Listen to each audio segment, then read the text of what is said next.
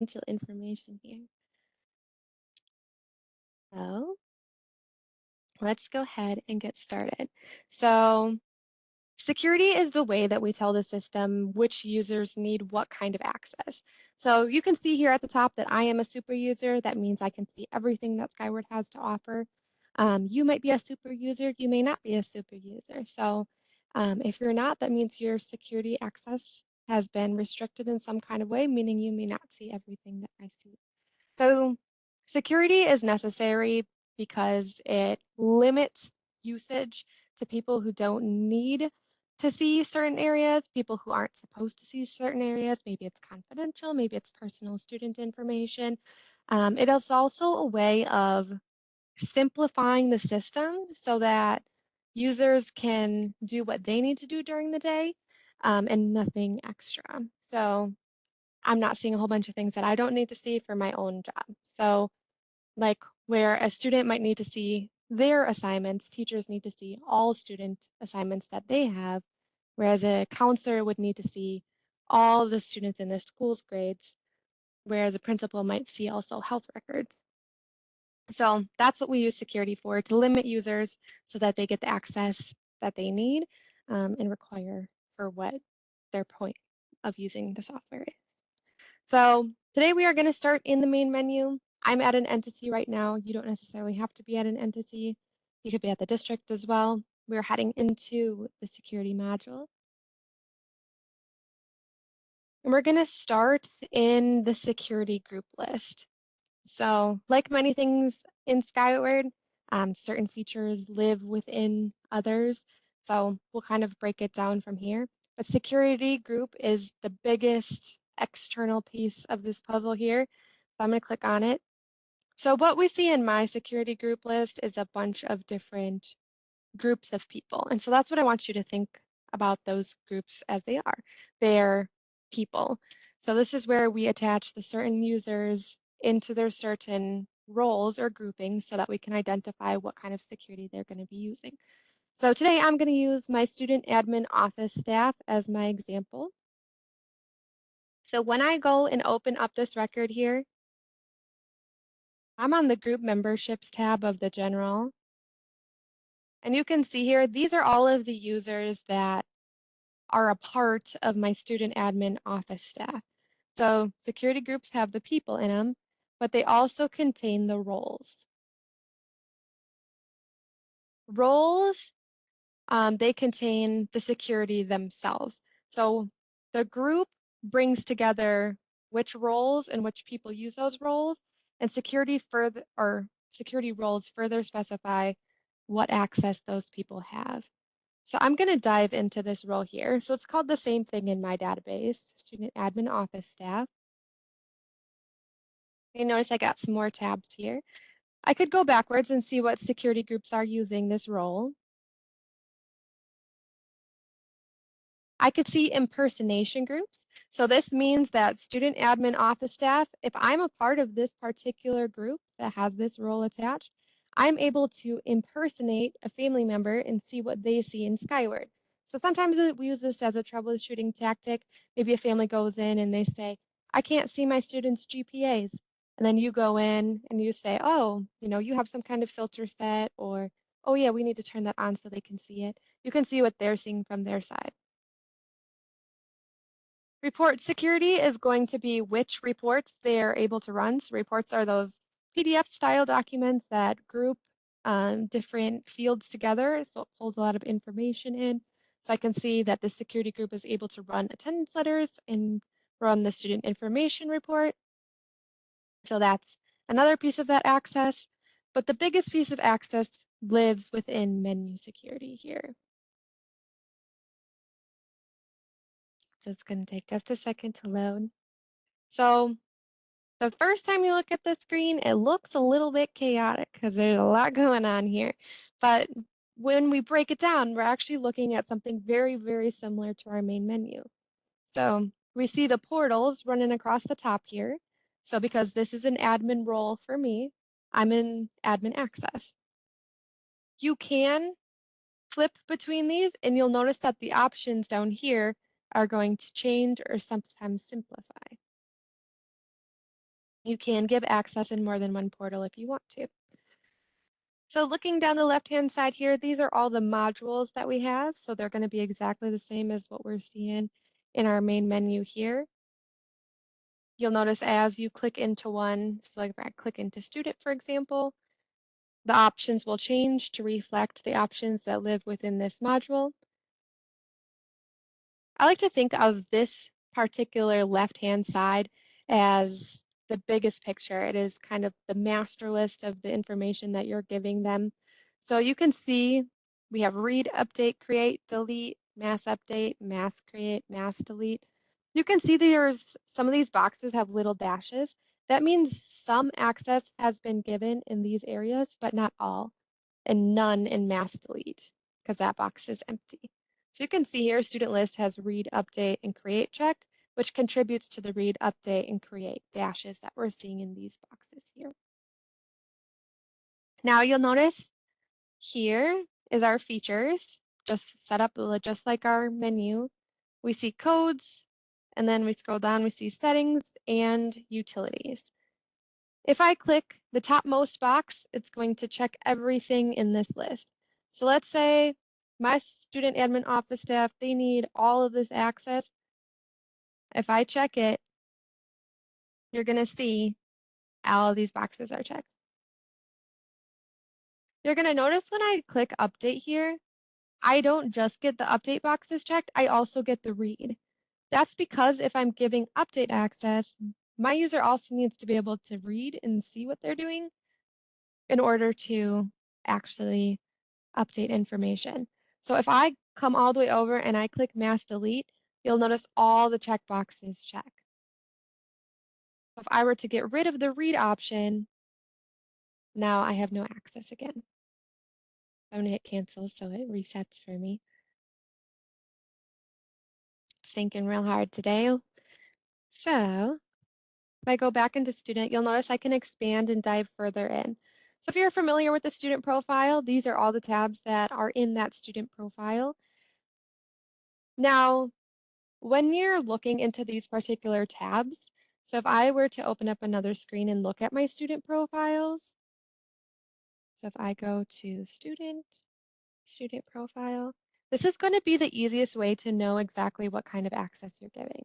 So if I go to general and then profile, this is all the information that I see. So if I go to student, student profile, general, profile, and I give read access, this user is going to be able to see all these fields.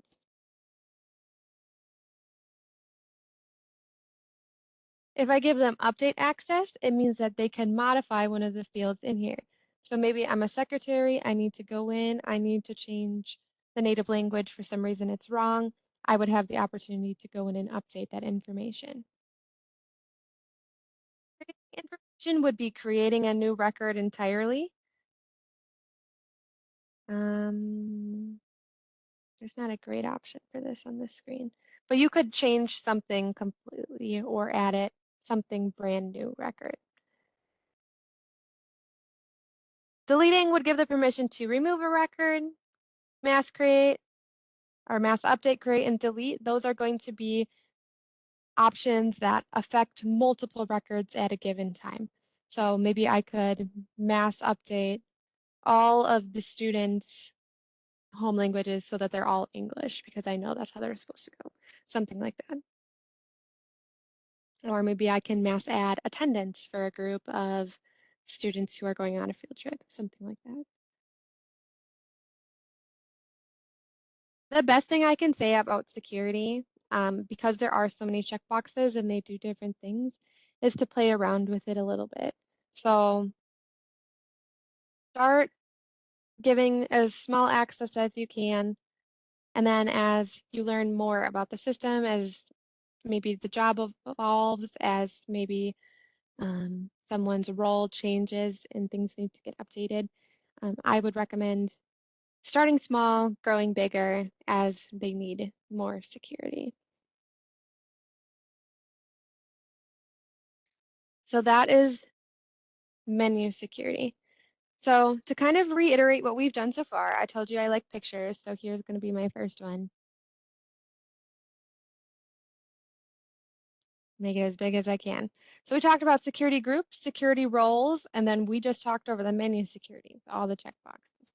So okay, security group is the biggest outer layer. It contains the roles and the menu security technically are inside of it. But the groups, the biggest part is the people and the roles. So security groups have people and roles. Within roles, we see report security, impersonation security, browse field paths. Those are like extra fields that you can add in. We'll talk more about that tomorrow and the day after in those sessions. But within security role, the big thing is menu security, which gives those permissions. So this is just one group. You can have as many groups as you find necessary based off of people's roles and what kind of security they require. So this just helps simplify things in my head, so maybe it would help you too. All right, so let's start to talk about what some of the common setups are for security. So I'm going to bounce back to my security groups. So if I go to security and security group list, I can see all of the groups that I have. So these are my people.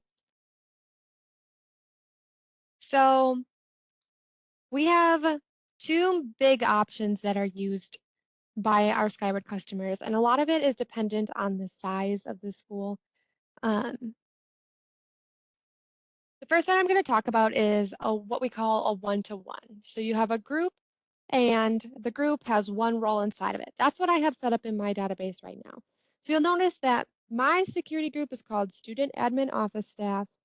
When I open it up, the security role is called Student Admin Office Staff, and this role contains all the pieces necessary that one of my student admin office staff members would need in order to successfully complete their job.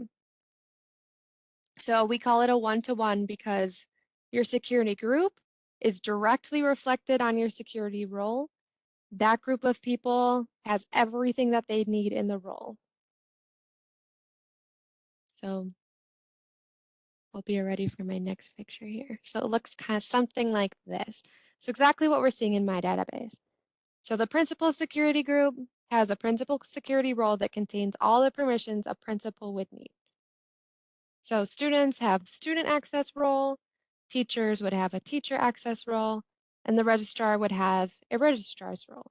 So this is going to be completely dependent on what the role is of these people. And it's going to be broken down in that way. So this is great for smaller districts. The reason why we say it's great for smaller districts is because it requires less setup on the front end.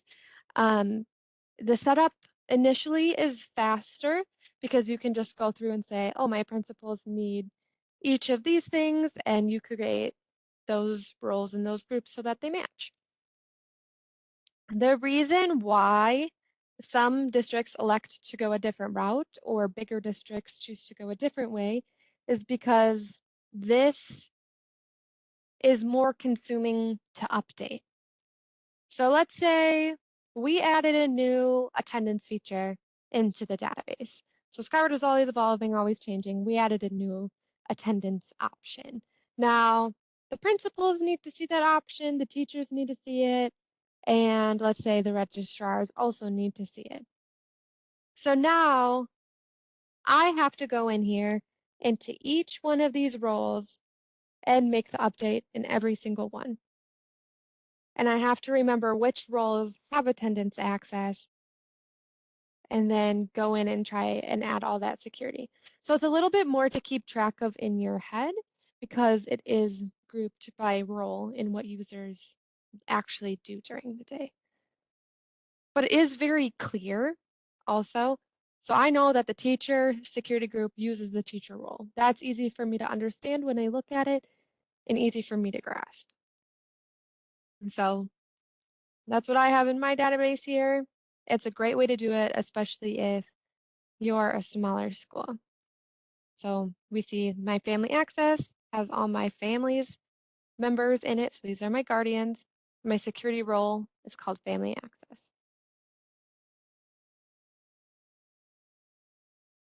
So that's super common. We see that a lot.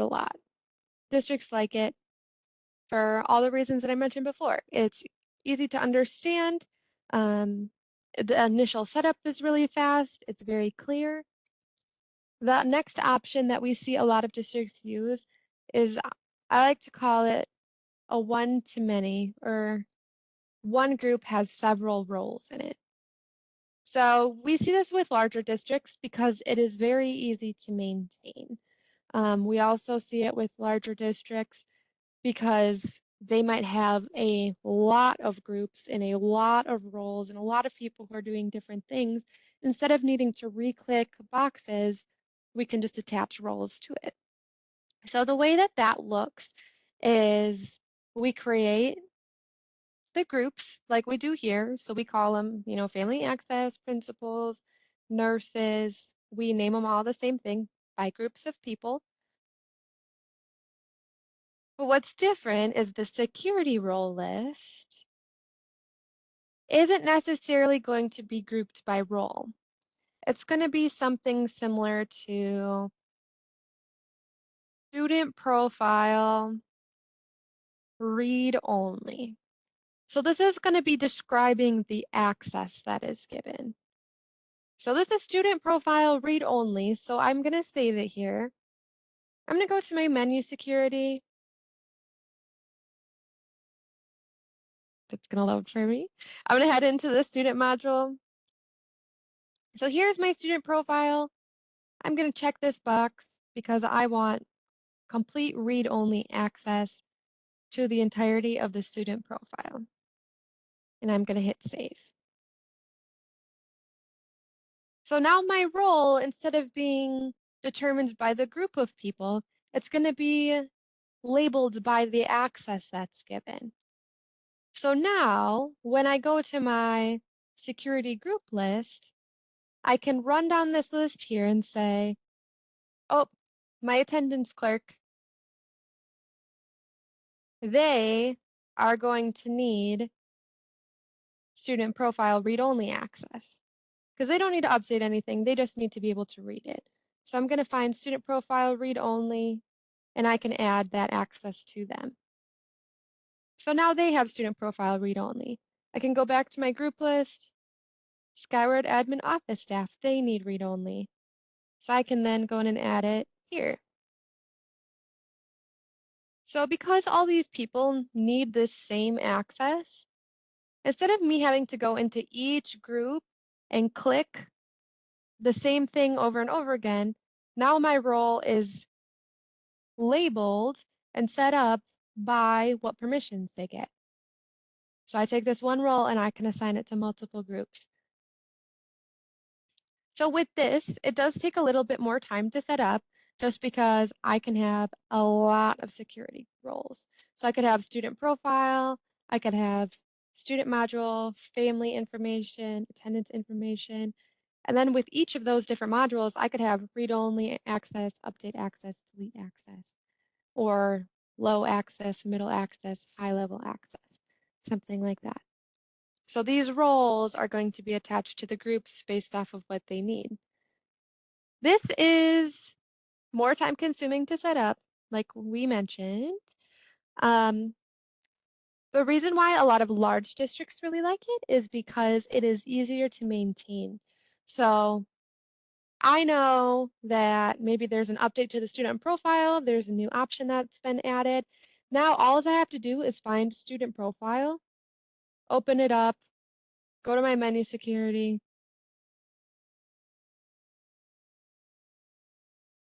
find my students, be like, oh yeah, student threshold, that new option is fantastic. I'm gonna add this access to it. Now, as soon as I update this, every single person that is attached to this student profile read only now has access to read that information. So it's a little bit quicker. So instead of having to remember, oh, do principals have the student profile access? Do my registrars have it? I don't remember. Now I have to click through and figure out who needs it. This one, I can just say, oh, student profile read only. Awesome. Those are the people who are going to need it. So that looks like this. So one role defined by the access can be given to each of the groups.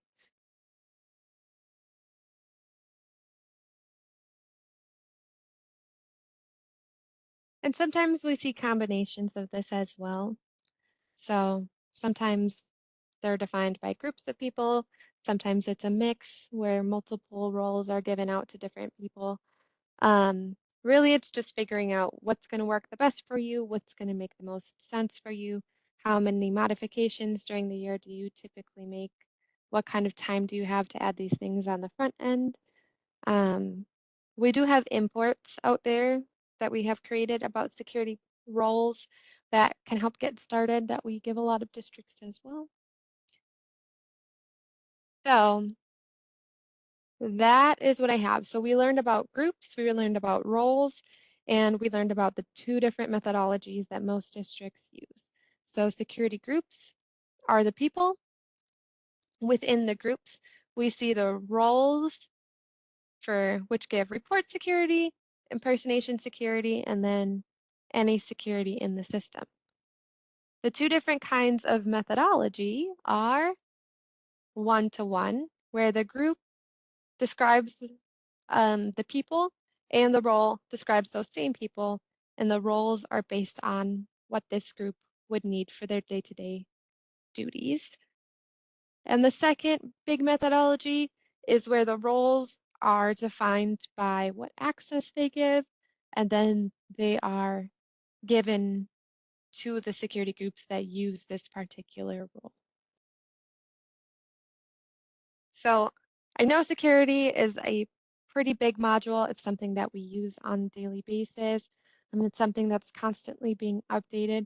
So you'll have to pick what is best for you and what you think is going to be successful for you and your district as you learn to maintain these things.